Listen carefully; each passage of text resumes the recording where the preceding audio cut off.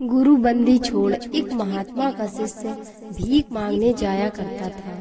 तो गृहस्थ के दरवाजे पर कहता कि गुरु बंदी छोड़। एक घर में एक तोता पिंजरे में टंगा था। वो उसकी आवाज को रोज सुनता था। उस शिष्य ने जब उस दरवाजे पर आवाज लगाई तो तोते ने कहा कि तेरा गुरु बंदी छोड़ है, उनसे पूछना कि मेरा बंधन कैसे टूटेगा। शिष्य बोला कि ठीक है, पूछ कर बताऊंगा।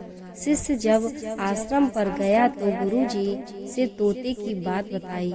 उसको सुनते ही गुरुजी बेहोश हो गए। 2-3 घंटे ऐसे ही पड़े रहे। आश्रम में हड़कंप मच गया कि गुरुजी को क्या हो गया है। 3 घंटे बाद गुरुजी उठकर बैठे। दूसरे दिन शिष्य जब मांगने गया तो उस तोते ने कहा कि तुम्हारे गुरु ने क्या कहा। शिष्य गुस्से में बोला कि तूने तो मेरे गुरुजी को बीमार कर दिया।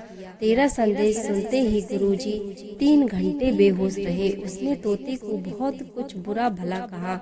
यह सुनते ही तोता पिंजरे में गिर पड़ा। जब 2-3 घंटे वो नहीं उठा तो घर वाले समझे कि वो मर गया और उसे पिंजरे से निकालकर दूर फेंक आए।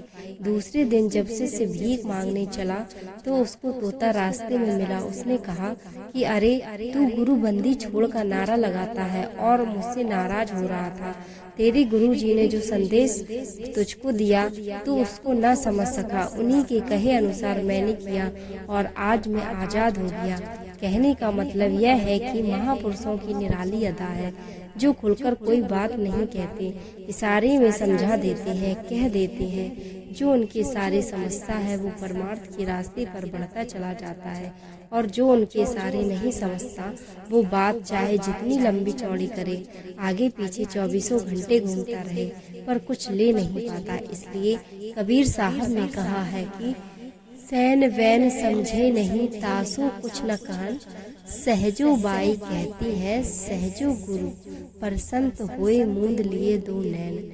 फिर मुँह से ऐसी कही समझ ले हुई ऐसे, तो सहजो बाई कहती है कि मेरे गुरु जब खुश हुए तो उन्होंने दोनों आंखें बंद की और कहा कि तू मेरा इशारा समझ ले, यानी ध्यान भजन में लग जा, उसमें जो धन मिले वो मुझको पता। स्वामी जी महाराज भी बराबर कहते हैं कि तुम सोचते हो कि गाड़ी मोटर दे दूंगा, रुपए पैसे दे दूंगा और सामान दे दूंगा तो मुझे खुशी होगी। ये सब बातें छोड़ कर जाना है। खुशी तो जब होगी जब तुम्हें जो नाम की पूंजी मिली है उसकी कमाई करो, उसको आकर मुझको सुनाओ, तब खुशी होगी। क्योंकि वही आत्मधन तुम्हारे साथ जाएगा, वह तुम्हें कभी नहीं छोड़ेगा। इतनी मेहनत मैं करता हूँ इसलिए कि तुम्हारा ये मनुष्य शरीर सफल हो जाए, इसमें तुम अपनी आत्मा के लिए कुछ करो।